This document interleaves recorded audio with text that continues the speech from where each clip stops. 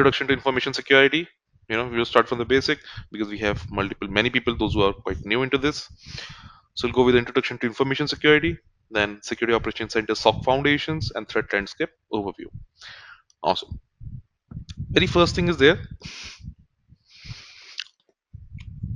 We are here. We are talking about a lot of time. You might have, heard people or me also, saying one word which is cybersecurity a lot of time, right? But we have one more word which is information security, isn't it? Anyone who would like to tell what is the difference between information security and cybersecurity? Let's go, guys. Let's use the chat option. Let's try to answer this question. What do you think? What is the difference between information security and cybersecurity? What is your take into this? And feel free to give the wrong answers. Let's try to make it interactive. Let's try to make it productive and learning purpose. So go ahead. Whenever, see, information security, it's more of a broader term. Okay. Yes, we do have to protect data eventually. That is quite obvious. But information security is more of a broader term to which cyber security is a subset. It's a subset, a part of it. Okay. Sayed, nice protocol terms of information. Nice. Yes, Sayed. Even spoken one, right? Information security protects all kind of information, digital, non-paper, or even the spoken one. Cyber security is more of a digital one. Absolutely. So yes, when we talk about cyber security, it's more of your digital security. Whenever we hear the word cyber, always remember digital security. And information security is more of a broader approach. So for example, we all are having a mobile phone, right? In that mobile phone, do we have data? Yeah, data in the form of pictures, videos, messages, etc. etc. What have we done in order to protect that data from others, like from any unauthorized access? Authorized access would be like you, because that data belongs to you, so you are the authorized user to access that data. In order to protect it from any unauthorized user, what have you implemented in your mobile phone to protect it or to protect that data? So let's suppose fingerprint, if I put it over here, fingerprint, okay? Now, data is protected, that is correct. Awesome. Right now, data is protected. 100%. We can say it is protected from the unauthorized user, okay? But it is digital right now at the moment. What about this asset? Is this asset secure? Asset we have not talked about, that mobile phone. Exactly. What if that asset got stolen? Then it can be a risk, right? It can be dangerous. So now what if I say that there's a drawer, a cupboard, I open a drawer, I place that mobile phone inside that drawer and closed it and then locked it. Now, in this way, have we protected the asset as well along with the data? Yeah. So did we get a complete picture now? No, listen, involving cybersecurity was there, involving fingerprint and then a drawer part, including asset now. Did we got the complete picture now? Right? Exactly. Physical security is also important, right? So this will be part of your information security. Make sense? Yeah. So cyber security is digital security, yes, but along with that, we have rest of the things as well that falls under the category of your information security.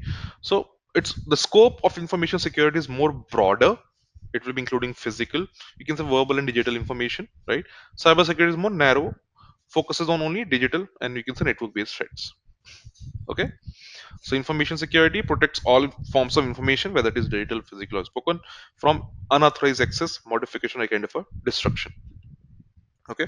Whereas when we talk about cyber security, it protects digital security, digital systems and networks from cyber attacks, data breaches, and any unauthorized access as well.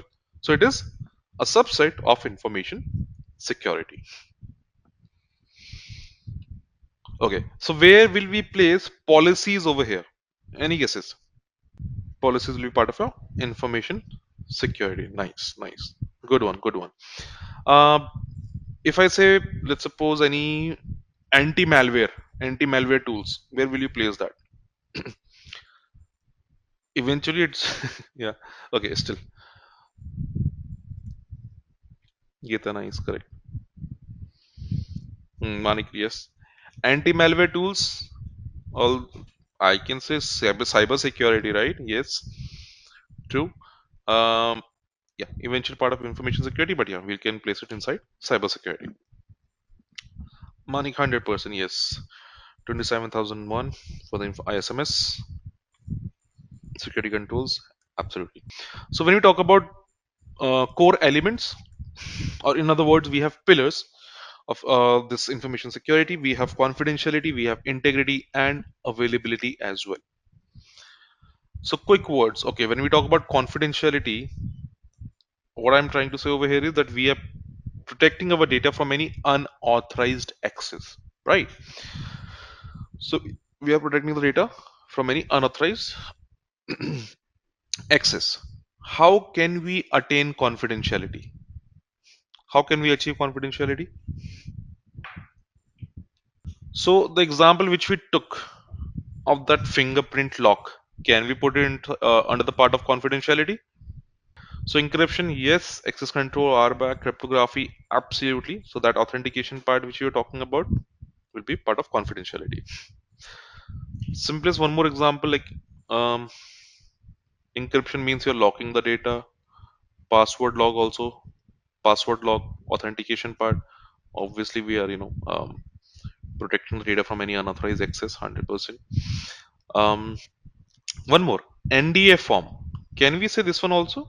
NDA. NDA stands for non-disclosure agreement. So can we also put this into confidentiality, right? Perfect. Confidentiality is also can be attained by the NDA form. It's like if I and Geeta has signed an NDA form regarding any business deal or something like that regarding the project. So none of us can put this information out or tell this to anyone else. Otherwise, we can file a lodge a complaint against each other. Right. Integrity. Does it stop from any alteration or modification, or does it verify regarding any alteration or modification? Does it stop? Does it verify? That is the main thing. It verifies. Vanita, yes, only the right person will have access to the file. Vanita, we can say that will be for confidentiality, to be very honest. So it verifies. The choice of words are quite important over here. It does not stop from any modification or alteration. It verifies.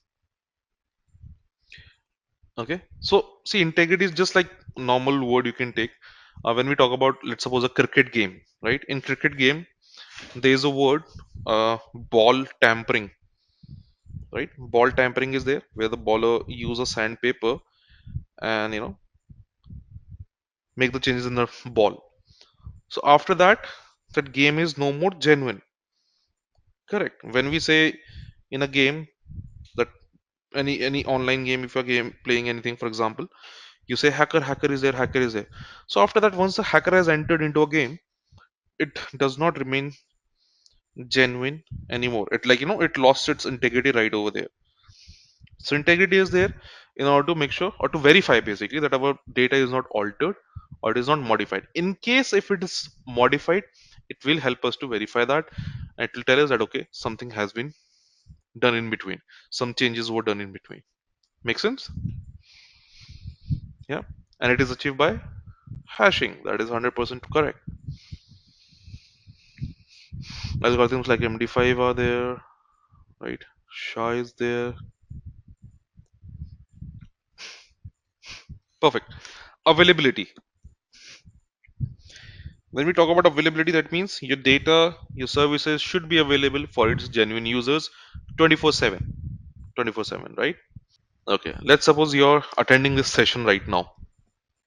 All of a sudden, there's a power cut down at your area. What will you use in order to make sure that you still are attending this session? If you lose your data, from where do you get it? You get it from backups. Correct? Good one. Load balancers here to minimize the downtime, everything. Yes, indeed guys, that is also part of this. Now anyone can tell me, anyone who can tell me what, or okay, yeah, anyone who can tell me the attack on the availability. There's an attack in cybersecurity. Anyone can name the attack? Attack on the availability.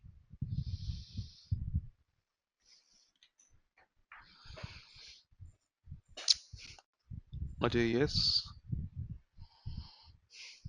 What about others? Perfect.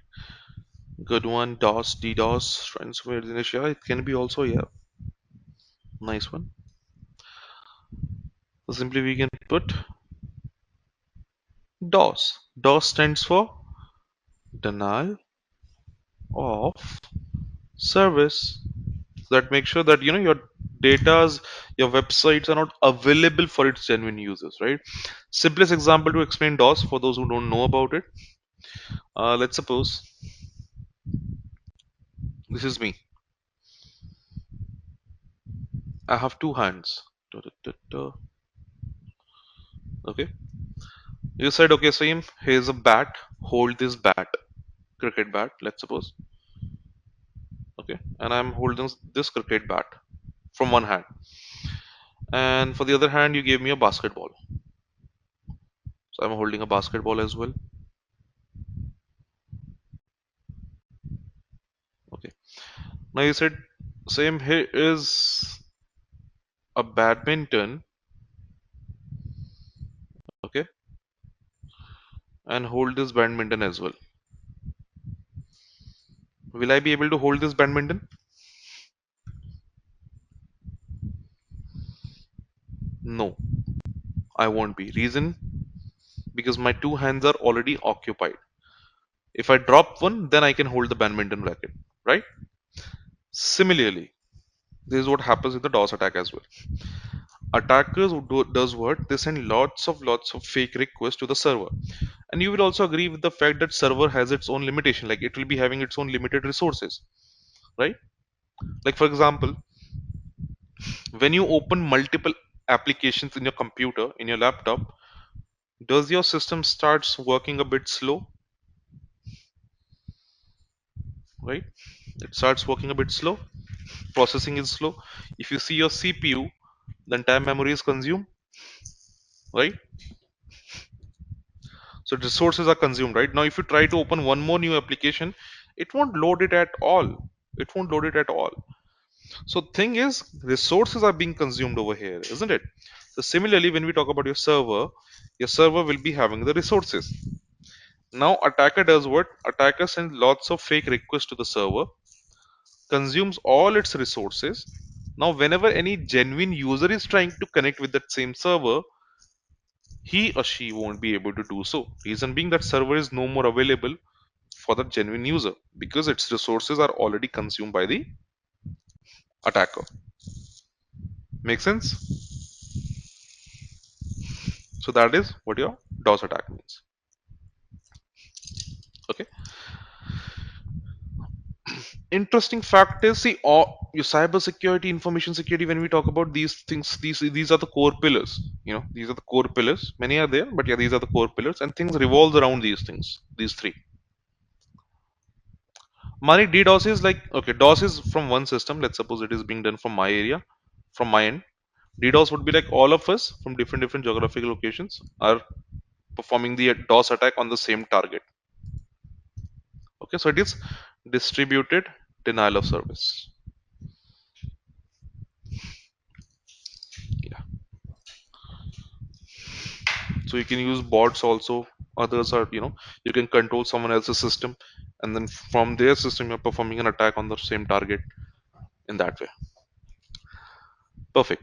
So this thing is very interesting. See, we all agree that okay, all three are important: confidentiality, integrity, and availability. But what do you say? Are all three equally important? Are all three equally important?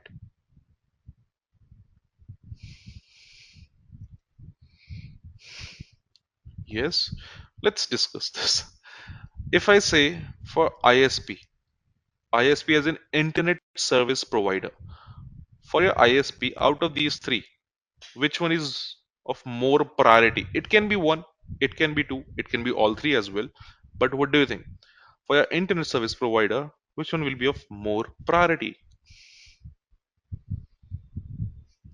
And you just said that all three are equally important, right? Perfect. Availability, we'll also agree with the same. Availability will be of more priority as compared to confidential integrity. I'm not saying that confidentiality and integrity is not there. 100% it will be there, but a bit more priority will be for your availability, right? Nice.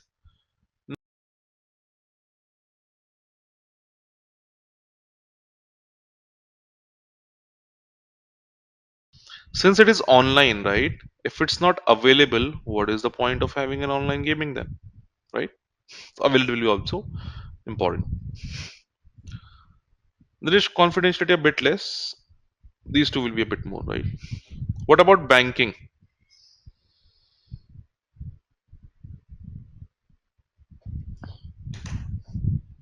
For banking,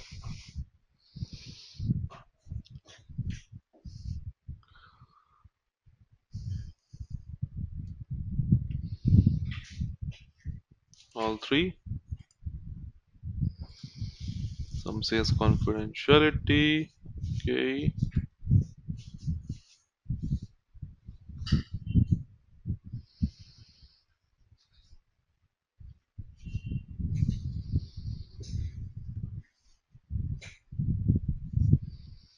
amazing. Perfect. I can see many have agreed for the all three, right? What about others? Tell me for this. It will be confidentiality and integrity. A bit more than availability. A bit more. Just a bit more. Why? I have a reason for that. Like it's open for discussion. I'm not saying this might be right. Okay. But see, let's suppose when you're going to ATM, have you ever seen it says ATM is not available, cash is not there, something like this, a temporary down. Is that an availability issue? Yeah. You go to if you're trying to make any online payment, it says server is busy. Your bank won't be able to process the payments. Again, availability issue, correct? So the point is, what I'm trying to say over here is, let's suppose it's a condition wise. If you want 500 bucks, okay, if you want $500 something, and okay, your bank is not available at the moment. Maybe the server is down. Let's suppose.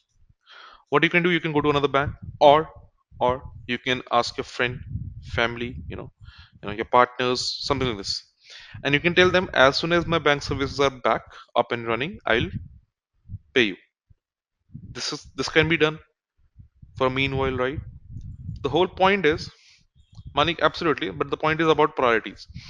The whole point is if I say for 1 hour your bank services are not available, a bank is not having availability for 1 hour, that is one condition. Another condition is I'm saying your bank is not having confidentiality and integrity for 1 hour. Which one will be having more risk?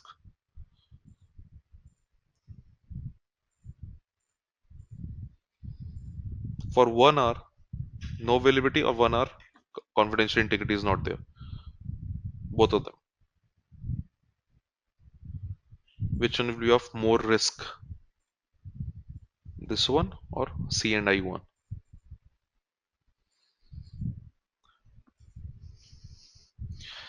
Because the point is, if confidentiality is not there, anyone can access your account.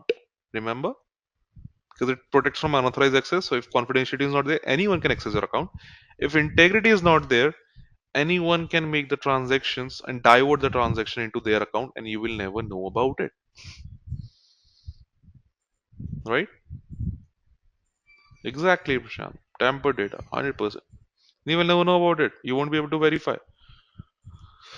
So that is the reason I'm saying confidentiality and integrity. So I'm not ignoring availability. No, I'm just saying even if you're giving 99 to availability, 100% for confidentiality integrity. I'm talking about that cutting edge, right? So all three are important, 100%, but project, commit, company, it depends. Okay. Now, We have security controls as well. We also call them safeguards, which are there in order to provide us the confidentiality, integrity, and availability. Help us to achieve the CIA. Okay. So we have here we have three types: managerial, operational, and technical. When I'm talking about technical controls, these are more of your logical ones, right? And when we are talking about operational, these are the ones which are handled by the people. Okay. And managerial is more of an administrative base, I would say, right? So like when I'm talking about managerial or administrative controls, it will be more of your policies, guidelines, procedures. We are talking about these things like this. Okay. um Planning, playbooks, everything will be part of this. Technically, when we are talking about more often like access controls, firewalls, IDS, IPS, antivirus, we are talking about these things.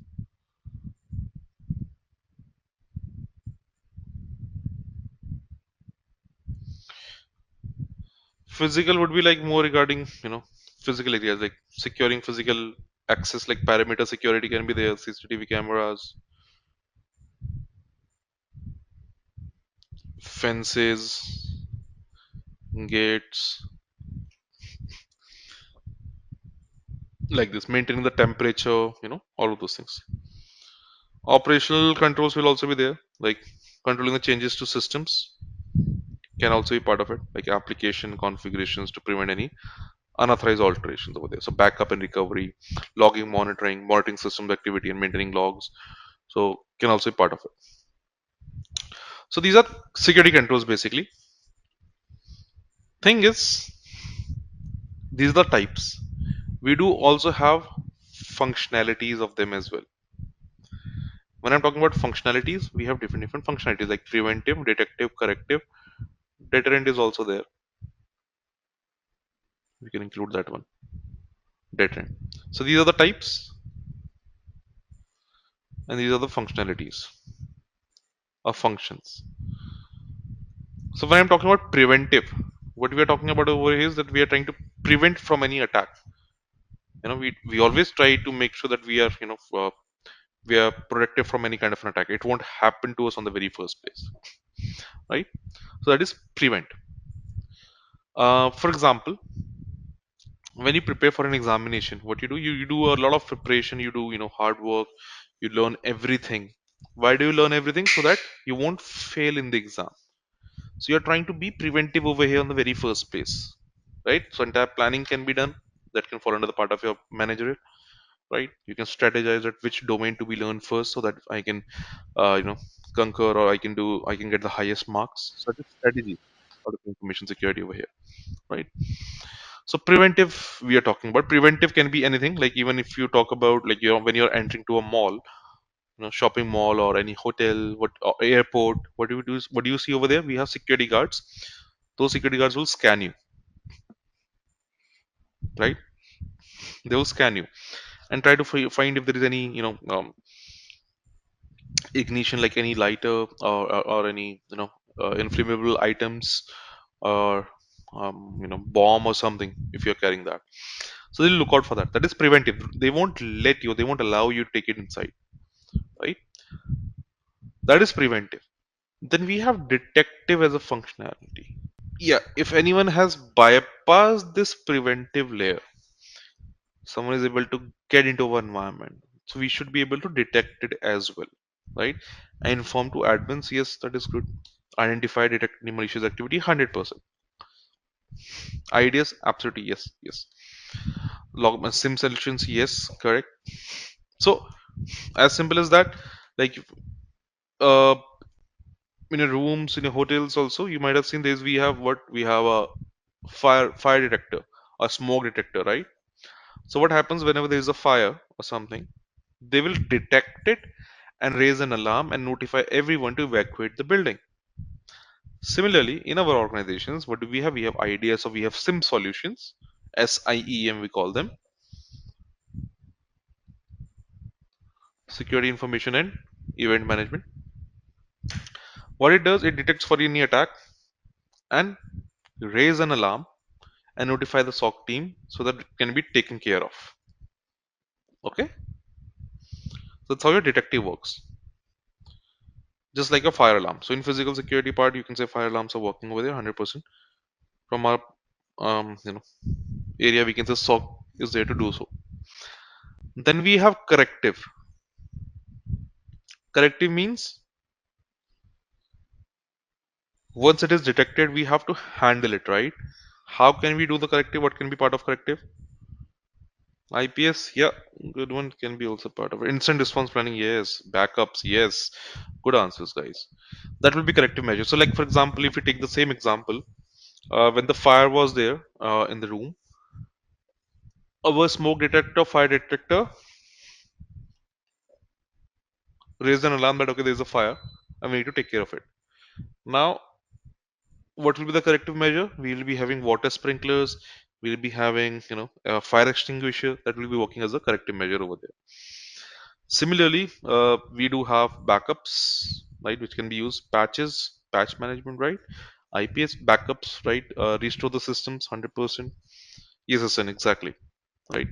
So that will be part of your corrective measures. So mitigate the following and events. Whenever the attack is there, we need to handle it. So incident response will be part of your corrective measures. Good one. Then what is deterrent? Deterrent means it's like a psychological discouragement. So whenever you see that banner which says "Be aware of dogs" or "You are under CCTV surveillance," what it does, it gives you a psychological discouragement. So if there is a gate, you know, and there's a house on the side, and here's a gate. If that big gate has a banner which says "Be aware of dogs," will you enter inside? No. Why? Because the dog will might bite you, right? So that's a psychological discouragement.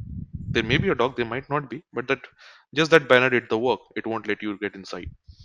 Similarly, you are under CCTV surveillance is also there the same way. So in organization, we do have systems which have some confidential data. Also, systems also have these banners. Banners are displayed, which has written all these kind of a warnings that your activity is being logged. Every activity is being logged. We know who you are. If you are found out doing anything malicious, as per this law, as per this act, you'll be punished, and this will be the fine, and so on. So these banners are also used as a deterrent control. So simple example, I will say, during the COVID time, whenever a prime minister used to appear on the news channels around 8 p.m., 7 p.m., whatever the timing was. So a prime minister used to give us some guidelines, correct? So when those guidelines were being given, so we can say that was part of your managerial control, right? After that, on news, you might have also heard about this thing that if the cops found out you roaming around the streets for no reason, they are gonna give you a very warm welcome with their bamboo sticks, right?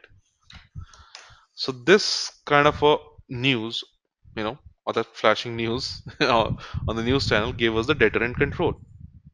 So now we were not going outside, correct? Clear? What's deterrent is? So it's like it can be also part of your, these things can be also part of a defense in depth, layer wise security.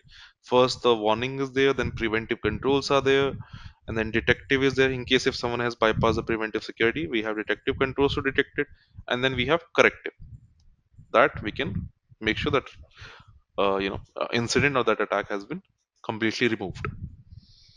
So this is also part of your like layer wide defense. We call them defense in depth.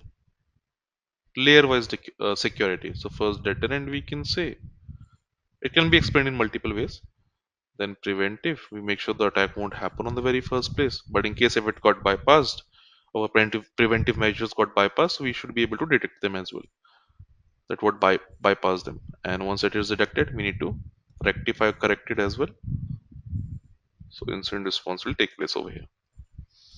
Yes, and a physical can also be outside. Yeah, before that. It depends. It's not like I would put it in a certain way. Perfect. Quick bits are there in terms of question answers, which says which principle of the CI triad is most impacted when an attacker deletes logs files after gaining access to a system. Let's see.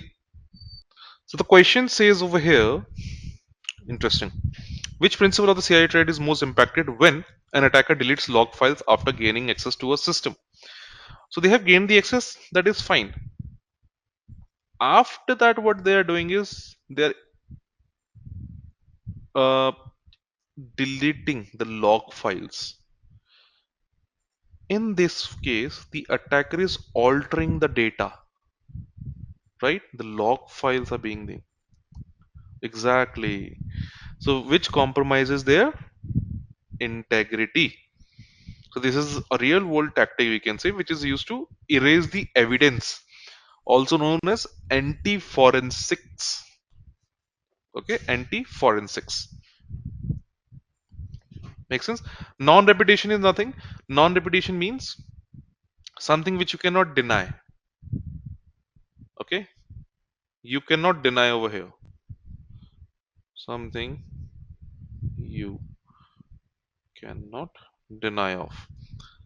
Uh, for example, if in CCTV camera, if I got caught stealing something, later when cops were asking, "Did you steal this?" We have a CCTV footage, so I cannot say no.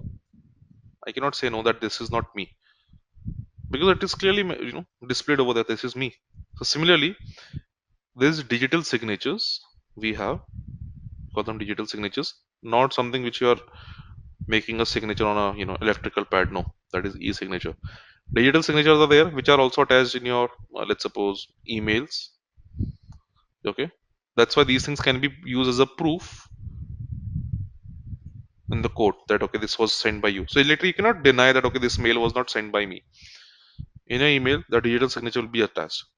Okay, so it is something which is quite close to hashing. In hashing your private keys are linked. Let's make this digital signature. It's part of a cryptographical concept.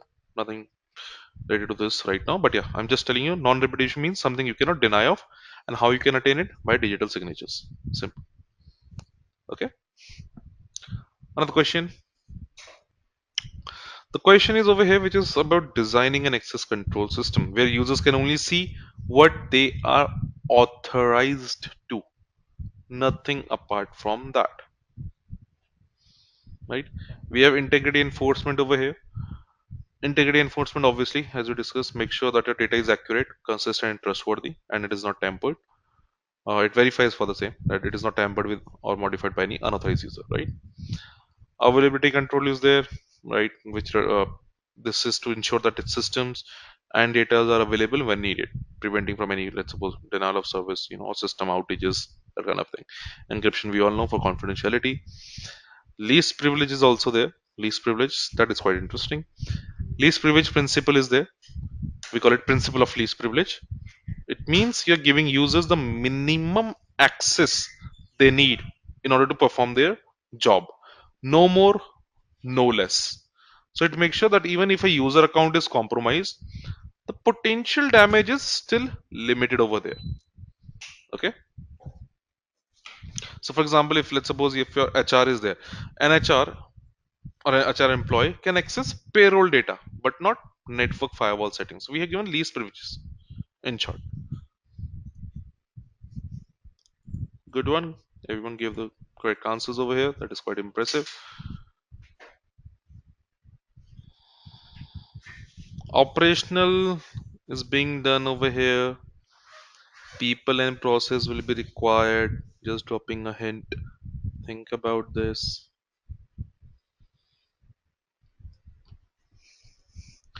Operational procedures, processes, practices, managing day-to-day security activities, maybe like that. Human-based actions will be involved. IDS is technical for sure because it is helpful in terms of monitoring the network or system activity. Public key encryption, if you talk about that, is again technical control. Cryptographic method is used for confidentiality, integrity, and authentication process, or authenticating part, which will protect your data using key pair.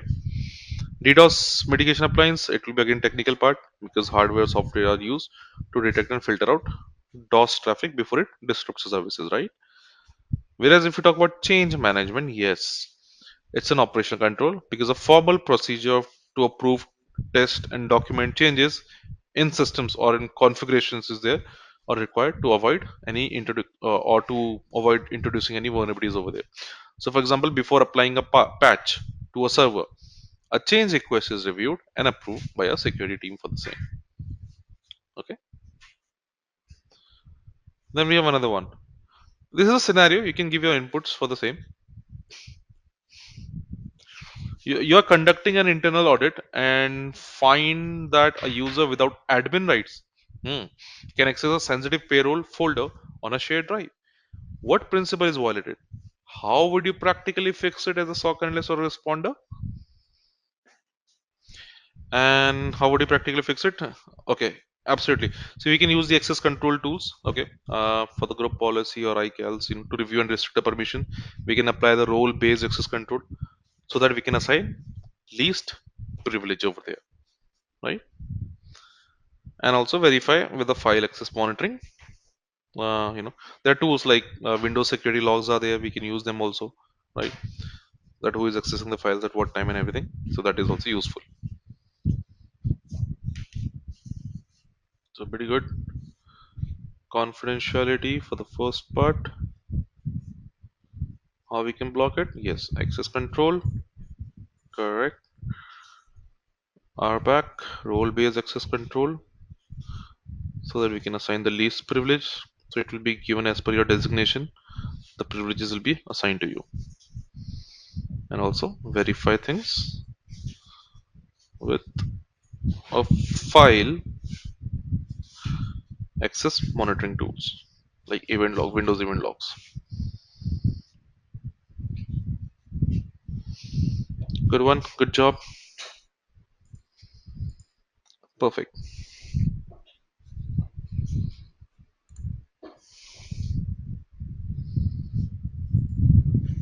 Nice one, everyone.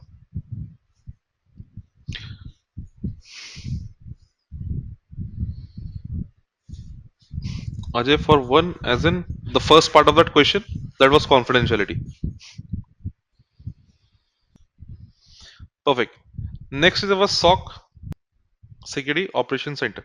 So, the simplest way, it's a first of all, it's a business unit. To be very honest, it's a business unit and centralized business unit. To be more specific, centralized business unit. SNES exactly. So, see, for example, just to relate with it, when you go to a shopping mall, we have, let's suppose, multiple floors over there: first floor, second floor, third floor, and fourth floor. Every floor is having a camera, right?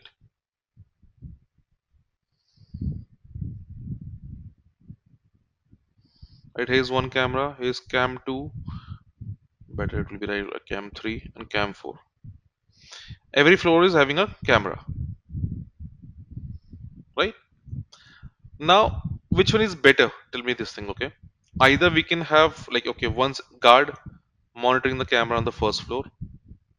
There's a security room in each floor, okay? Security room in each floor. Is this better?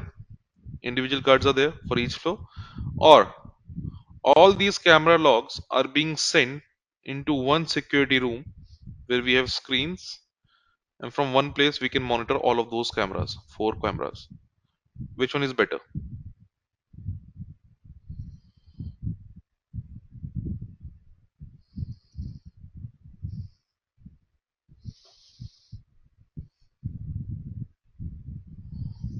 Which one is better?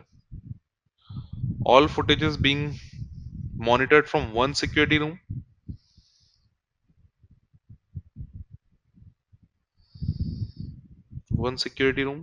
or one person assigned on each floor.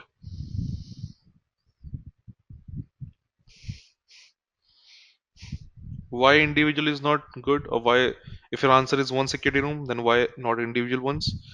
If your answer is individual ones, then why not one single? When I'm saying one security room, this is more centralized way because all the footage are being sent over here. One is better. Why? See, if we talk about, let's suppose if there is any thief and the thief is on floor number 4. So this camera person knows this is a thief. That is great. But what if that person jumped and reached to floor number 3? Does this person knows that this is a thief on the floor number 3? Does he have any idea? No, right? So correlation is not there between third and fourth. They cannot correlate with each other properly. Yes, they can make calls, they can tell them, but clear vision, clear identification won't be there. Whereas if they were monitoring from one common room, everyone knows who is the thief. Make sense? Exactly. Improve coordination response, Central for better monitoring control. Yes, that's what I'm saying. So SOC is just the same. What happens? Your logs from your database, servers, web applications, systems, firewalls, everything. All these logs are being sent to your SOC, Security Operations Center, where all things are being monitored, analyzed, and handled. Okay. So in case anything happens, these people have visibility to that because all things are being sent to one centralized place, which is your SOC. So SOC is a central business unit. Okay, so Security Operations Center, more commonly called the SOC, is a centralized unit. It is a physical or virtual location from which an organization monitors and manages security threats. This occur through three pillars of SOC: people, process, and capabilities. Okay, so people is the SOC basically which relies on skilled personnel, and like which will be including analysts, engineers, threat hunters, like that. So we have some tiers. We'll discuss that. Process is there. It's a well-defined process. We make sure that incidents are handled efficiently and more consistently, right? And capability means tools, basically. Like we use SIM solutions, Splunk, QRadar, SIEM we call them.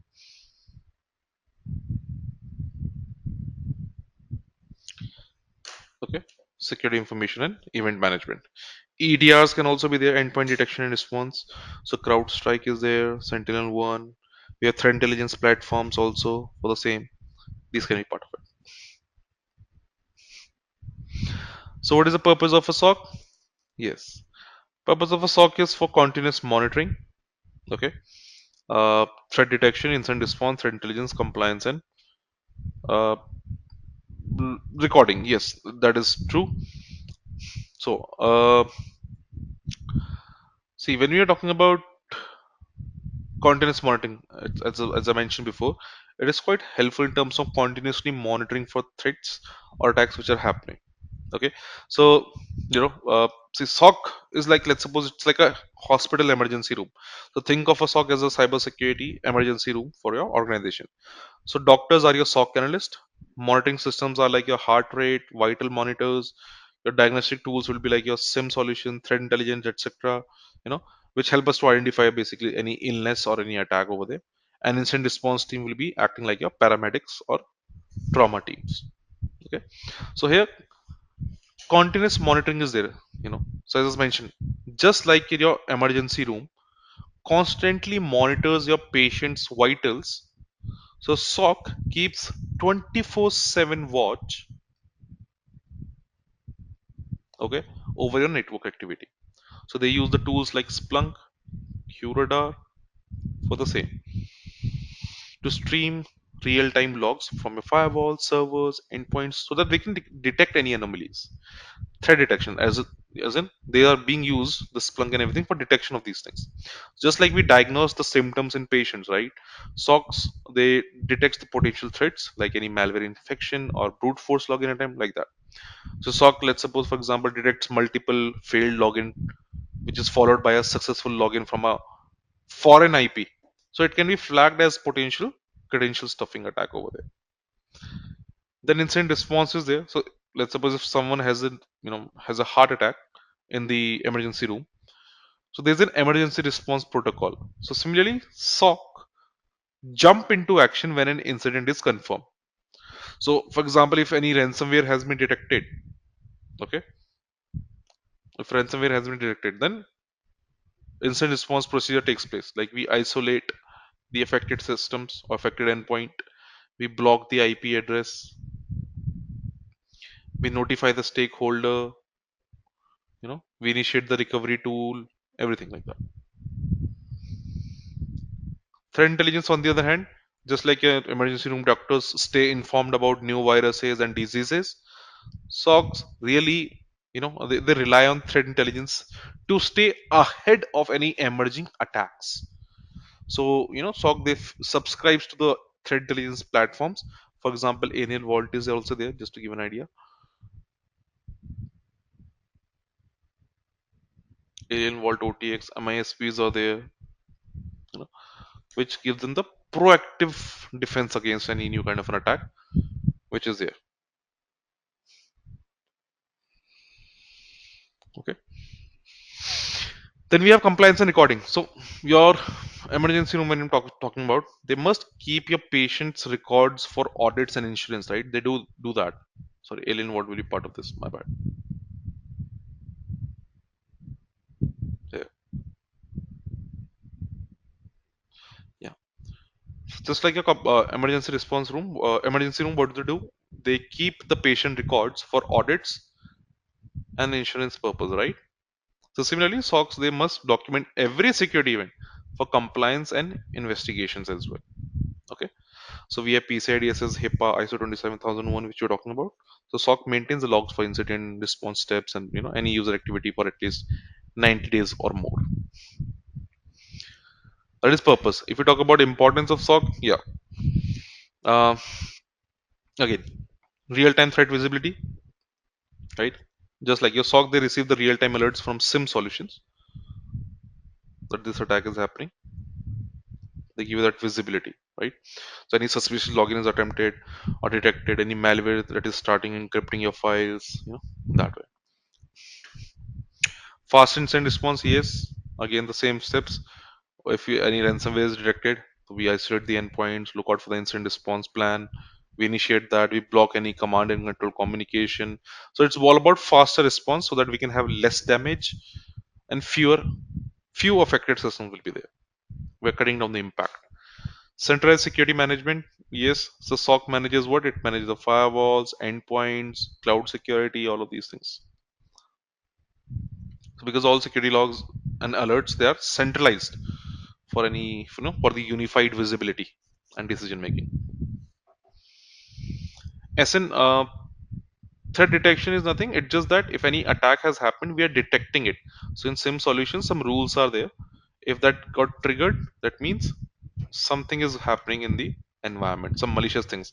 So for example, if I'm making repetitive attempts to, crack your account password or trying to log in into your account, so it will detect that because someone is trying to make multiple login failure attempts. That gives them, idea that okay, someone is trying to perform an attack, so that will be detected over here. Intelligence is more like your every country has their own intelligence team, right? Why do we have intelligence team? So that we can have the information beforehand and we can stop that crime to happen. Similarly, in SOC also we have threat intelligence team which look out for the latest attacks which are happening, new malwares which are out, so that we can implement the security as per that, so that that attack won't happen on us on the very first place. So again, improved risk management, absolutely. SOC, they run the regular vulnerability scans also, and risk assessments are also done so that we can patch if there is any outdated software. We can identify any misconfiguration. We can flag any unencrypted sensitive data in that way. And compliance and audit readiness, the same thing. Like we have frameworks like GDPR, HIPAA, PCI DSS, so we can maintain the access logs, we document every incident with evidence, and we make sure we have log retention from 90 to 365 days depending on the regulations we have. So this makes sure we have audit readiness and we avoid any kind of penalties over there. Okay. Then we have roles and responsibilities. We have tier 1, tier 2, and incident responders as well. So tier 1 is like your, we can say like fire department analogy, we can take it over here. So we have tier 1, which is emergency call handler, if you talk about from fire department's perspective. as in just as an analogy, nothing else. So these are like your, emergency call handler,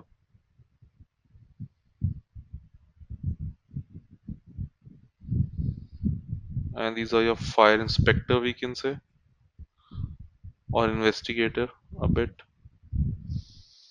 and these are firefighters.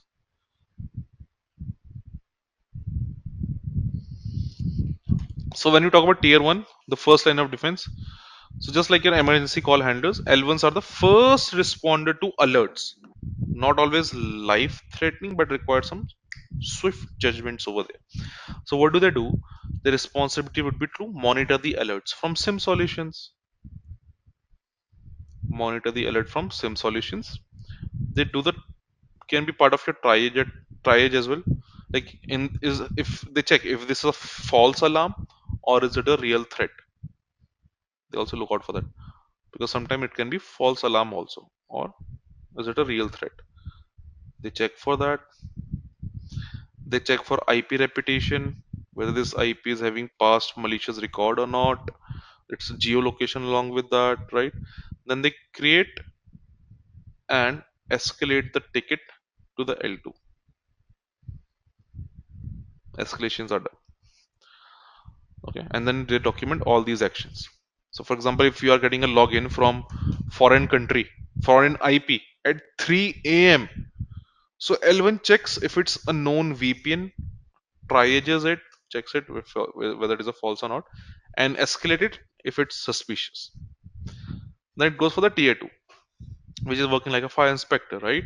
So they dive a bit deeper into that. So they validate the situation and assess that how dangerous or stealthy the threat is. So they correlate the logs across the system, like from EDR, firewalls, everything. They perform a bit of a threat hunting using behavior analytics. Uh, they perform the malware sandbox analysis. They validate the alerts, which is escalated by tier one, and they recommend the containment step as well. Okay, they correlate the logs to make sure things are fine, like it is actually an incident, and from where it is performing. So also perform threat hunting, look out for the threats at the basic level or initial level, we can say, and um, can also perform malware sandbox analysis, looking out for the malware details, and mostly validate the alert which was escalated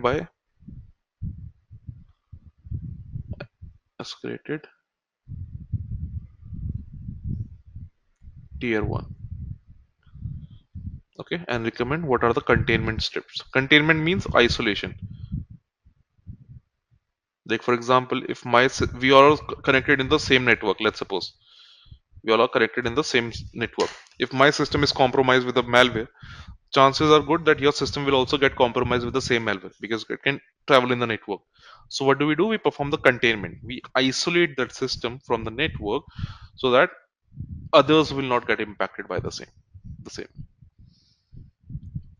So L2, for example, they can trace the lateral movement from one point endpoint to another using Windows event logs, and they can detect if any credential dumping attempts are also there or not. In that way, incident responder, on the other hand, these are the firefighters, we can say, um, elite team, we can say, right? They put out the cyber fire, they collect the forensic evidence and prepare the post-mortem as well.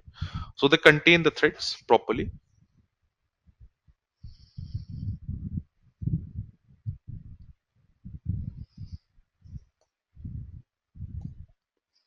right? Perform the forensics to find out the root cause and find the perpetrator as well, right? RC root cause analysis will be done. We coordinate with the IIT legal team, PR team as well, executive teams as well, and update the playbooks. Playbook is like a book where all those strategies or like how they will handle the incident will be defined. So they update it when they handle the incident so that they can handle the incidents better in the future, right? And prepare the incident report as well, like a lesson learned. So these things are there when you talk about the roles and responsibilities of the in the SOC. Tier 1, Tier 2, as well as your incident responders. Okay. So just these are the quick responsibilities I was mentioning about. Ticketing is there, like whenever you log a new case file, logs are also collected, right? Logs are collected definitely from devices. So we are gathering, like suppose pulling the logs from firewalls, proxy servers. Knowledge base is also there. We check for previous incidents involving any similar IP or file hashes. You know, we research and development is also there. We test how a new phishing kit works or evaluate how a zero-day vulnerability behaves using lab environments, right? Like Flare VM is there or Remnux is there. Aggregation and correlation is also there. So we use SIM rules to correlate the events. Like for example, multiple failed login attempts plus side by side any PowerShell execution might be there, plus any abnormal data transfer might be happening. So this concludes that there is any potential data exfiltration. So if you're also seeing multiple login failure attempts, also side by side any PowerShell execution is there, and data is transferring. Abnormal data transfer is there. Data transfer. This can conclude, you can correlate these things with each other, and you can conclude that there might be a potential data exfiltration. Threat intelligence already talked about it, right? That alien world. So we are getting updates over here. Proper SIM management, right? We are tuning the rules in your Splunk, IBM QRadar, Elastic SIM in that way, so that we can reduce the false alarms and increase the detection accuracy. And then finally, we have reporting. So it's like you're writing a case report for prosecution. So we're preparing an incident report over here that include timeline, affected systems, attacking vectors, containment steps, and recommendations as well. Okay.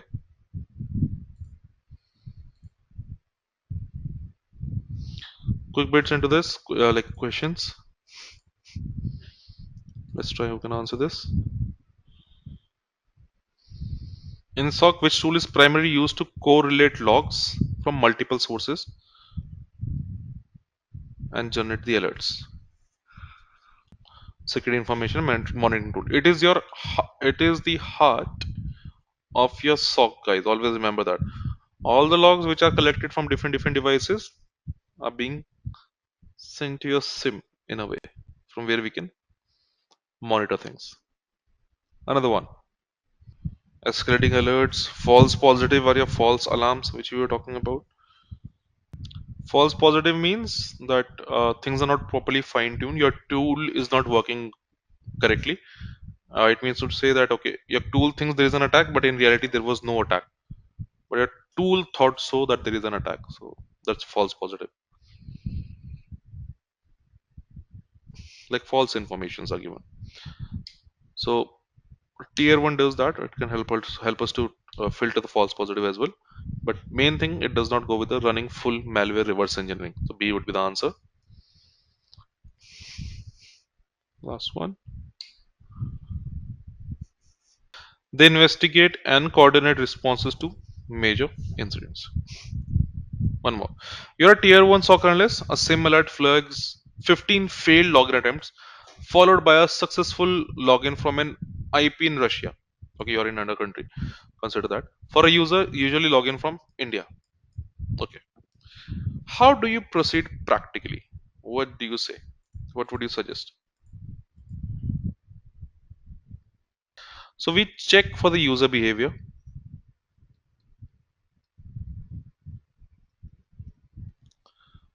Okay. Like we check whether this is a normal travel or not. Like from India to Russia, how much time is taken, what was the last previous login time, that way. First thing, we also side by side verify the source IP reputation. So we verify the user source IP reputation. We can use abuse tools name, I'm writing online tools, abuse IPDB, or we have virus total also, virus total. abuse IPDB or virus total. You can verify, verify the source IP rotation. You can check for authentication logs. You can check for the authentication logs. Like event IDs are there, which are generated in your Windows. Like event ID 4625 is there, which is look out for the failure. 4624 is there, which is for the success, and we can also look out for the location over there and any IP details along with them. Right? We check the authentication logs and verify these things. Look out for these things, and we escalate things. Right? We escalate with enrichments. We can say we provide the log extracts, timeline, username, and possible geolocation mismatch, and then we also tag an alert in your SIM as suspicious, maybe any possible brute force or confidential stuffing. Yeah. So these things can be part of it.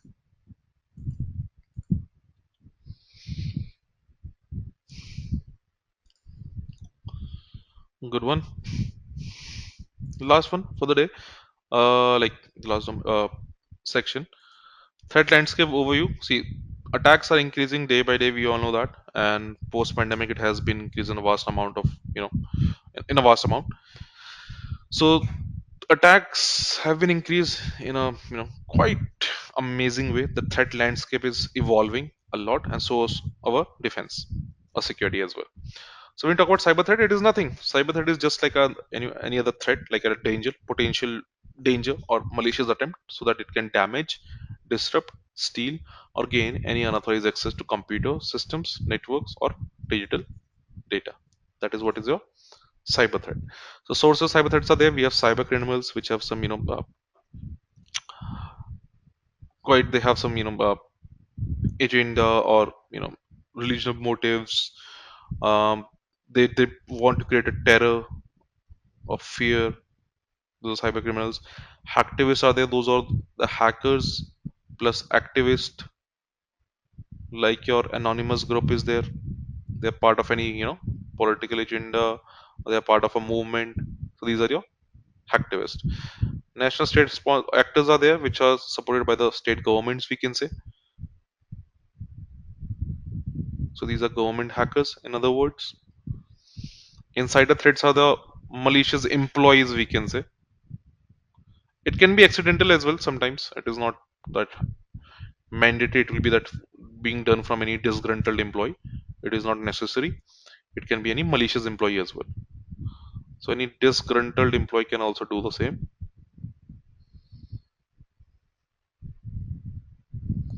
Okay. It can be accidental as well. Like by mistakenly I deleted a file, by mistakenly I deleted a server. It can be done.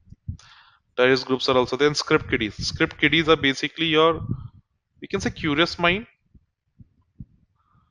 They're quite new into the hacking area, but just that they found out, okay, there's any script or there's any YouTube video through which you can, crack your friends Instagram account, so they are following the same. So they do not know how that script is working or how that particular attack is working. It can backfire them as well, but just that out of curiosity they might try it. Okay, so these are just the cyber threats and their types basically. Okay, so these threats can be of different types, as we discussed: phishing, malwares, ransomware, where all your files and data are being encrypted, and they ask for the ransom in return. Man in the middle attack, like where you're sending something to someone, someone can intercept in between. Like for example, A is sending any data to B, so someone can intercept it in between and steal your data or read your data. That is known as a man in the middle attack, MITM. Zero day exploit, something which is never known to us, something which is new. We do not have any kind of a patch for it. That's why we say 100% security is a myth. We can never claim that we are 100% secure, because you never know what new will come up and can destroy you. So when that new comes in, that is known as a zero day exploit. Okay. Similarly, we have a lot of attacks: malwares, phishing, SQL injection. These are web application based attacks, access attacks, right? Web application based. For web application, I would refer everyone to go with OWASP. It's quite amazing. They release top 10 every 3 to 4 years. OWASP, Open Web Application Security Project. So SQL injection is there, which performs a malicious operation in your databases. So these are a couple of different types of attacks. And we have one more, which is APT, also known as the Advanced Persistent Threat. So advanced APT, when you talk about it, is in advanced as in the techniques, the tools which they are using are highly advanced. Persistent means they work like in spy. They try to remain into your native for a longer period of time. And threat means obviously danger. So it's a long-term targeted cyber attack in which an attacker, often, yes, a nation state or a highly skilled group, gains unauthorized access to a network and remains undetected for an extended period. So the main goal is to steal as much information as they can, with the goal of stealing sensitive data, espionage, and disrupting operations. So key traits are advanced. Attackers use sophisticated techniques, as I mentioned, 0 days, custom malware, social engineering, something which is never done before, so that it can never get detected. Persistent attackers maintain a foothold and adapt to defenses. They try to remain into a network for a longer period of time, so they can steal as much information as they can. So just like in spy. And threat, the attackers actors are organized, properly funded since nation state, and have specific objectives to steal any plan, attack plan, something like that. So these are your APTs. Okay. So attacking has multiple methods and methodologies when we talk about attacks. So we have reconnaissance, we have delivery, initial intrusion, command and control, lateral movement, data exfiltration as well. So reconnaissance means you're gathering information. Okay, you're gathering information. The first and most crucial things, because as per that, rest of the things depends. So you're gathering information about your target. It is quite obvious, if you're planning for any examination also, or planning for a job, you gather information about that company, right? What do they do, and then as per that, you do the preparation. So reconnaissance and weaponization is also quite of a same way. It's although cyber kill chain kind of a thing mentioned over here, but yeah, reconnaissance weaponization. So we gather information about the target, what tools they are using, what defensive measures they are using, what antivirus, how many employees are there, everything which is possible, and we create a malware as per that. Weapon means a malware, we can say, okay, something which can do the damage, and then we deliver it. Deliver, like you can say, maybe done via phishing email. We'll send it to the victim, or you can say to the target. Then initial intrusion happens, like that malware will perform an exploitation into the vulnerability which was gathered in the reconnaissance phase. So that malware was designed in such a way that it will exploit the vulnerability and bypass any security measures. So initial intrusion happens, attacker injects malicious codes, malware spread and scans for the network. Then command and control. What happens over here? From the victim system to the attacker server. Attacker will also create a server over here, command and control server. So victim will make a connection to the attacker server, so that whatever attackers give an instruction from server, victim system will follow that. Okay, that they will be working like a bot now. We can call them bots, like a robot. You command and control them. So attacker is command and control it now. Lateral movement from one system to another system, going more deeper over there. See, reconnaissance of network to map, establishing a strong foothold, identifying collect data. So we are going more deeper into the network from one system to another, and so on. And stealing data, data exfiltration, compress the collected data and encrypts to hide it from deep packet inspection. So encrypting our data and filtering it, stealing from the network, from target network. So these are attacking patterns and methodologies. Clear so far?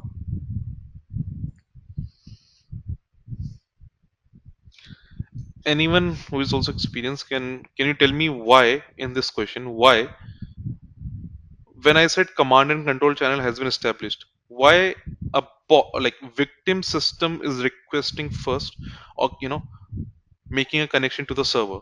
Why not server can make a direct connection with the victim? Why why that connection request is going from victim to server first? Why not from server to victim? Anyone who can answer this?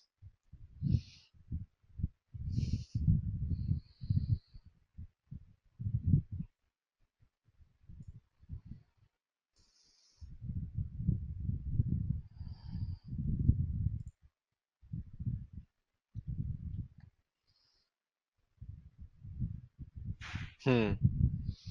So that is quite an impressive one. Yes, Sanjay. You got it right. You got it right.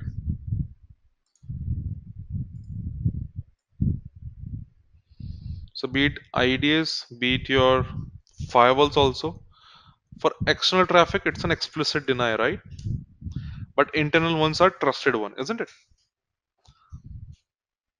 It's as simple as that. For example, you have a house, just trying to relate with it.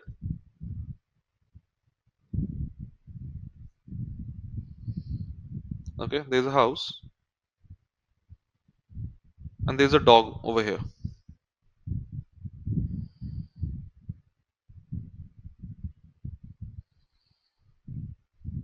Okay, and there's a gate.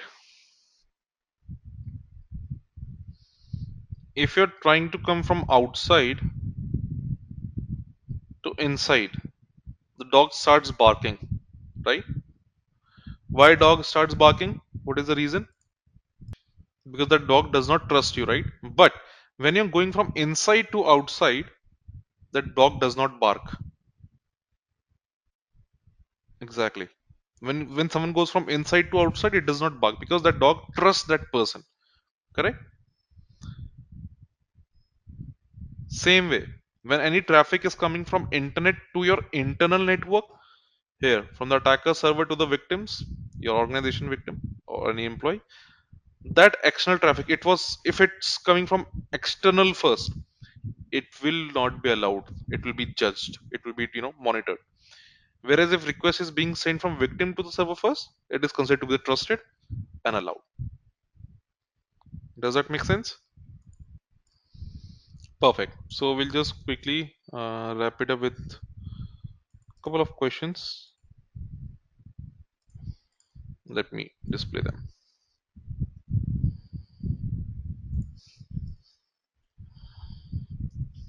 Okay, I might take some time, but yeah. First question is there. Which tactic is most associated with living off the land? LOTL means, guys, just to let you know, living off the land means this is the good term. You should know about it. LOTL simply means here attacker is using something which is a legitimate application or something legitimate from your system only. So here we do not, we are things are not suspicious over here. It looks like your own system is making that legitimate process is running, but actually it is used by the attacker.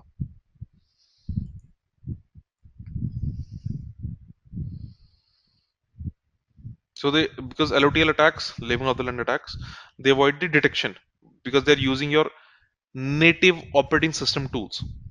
So it can be anything like a command prompt, CMD, your cert util, Yes. So that's why the answer would be PowerShell or WMI because these are your native operating system tools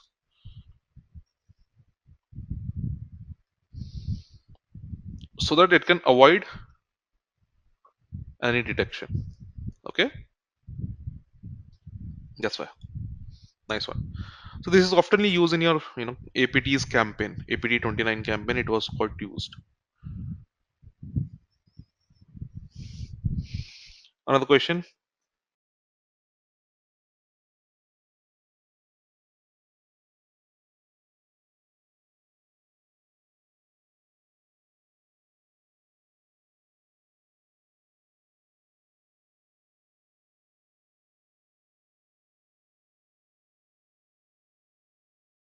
Answer is B. A prolonged stealthy attack targeting high value data. True. Last question for the day. Scenarios where you observe encrypted outbound traffic on port 443 from a host during off business hours, communicating with a low reputation domain. How would you confirm if this is a command and control communication? From SOC perspective, I'm also writing mine. You inspect over here the frequency and size, network traffic patterns. Nice. You can use EDR.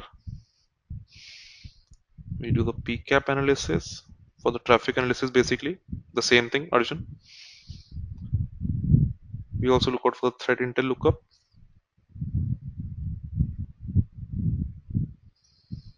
And we can also, obviously we have to contain the host, quite obvious. Rows, yes, 100%. Perfect, correct.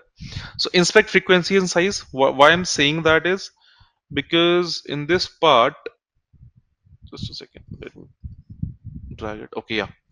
In this part, we are looking out for the beaconing. Beaconing as in beaconing, use some fixed intervals over here. Okay, like to get the data, or to steal the data, something in that way. Okay, so beaconing is like your repetitive or like any secret or stealthy communication from any compromised system. So that because with the help of beaconing, it's basically create a command and control server. So it's like create that kind of a connection over there, right? So APTS does that basically. So when a malware is installed on a system, it often it does not act right away. Instead of that, it like phones home like to its attackers at regular intervals. It will send some calls, you can say, at regular intervals, waiting for further commands. It won't just outburst over there. So some periodic outbound connections will be there, like for example every 5 minutes, every 10 minutes, every 15 minutes, in that way. So it uses HTTPS, DNS to evade the detection. So it can look like a normal web traffic and might use any encrypted channels to hide things over there. So very low bandwidth or small packet sizes will be sent to stay healthy. Oh, sorry, not healthy, stealthy, I mean to say. So that's what beaconing is. Okay. So anyway, we'll code for that. Inspect the frequency and size. Beaconing often uses fixed interval. That's why we use the EDR. We check which process is making outbound calls. Check process making outbound calls. Right. We do the PCAP analysis, that network traffic analysis. Wireshark can be utilized over here 100%. So we look out for any TLS handshake patterns in that way. Threat intel lookup. Yes, we look out for the domain and IP, whether they have a bad reputation or not, part of any malicious attacks. And we contain the host. Obviously, quarantine will be done so that that attack won't spread out. Okay, so we will use EDR to contain the host before it exfiltrates any data further. Clear?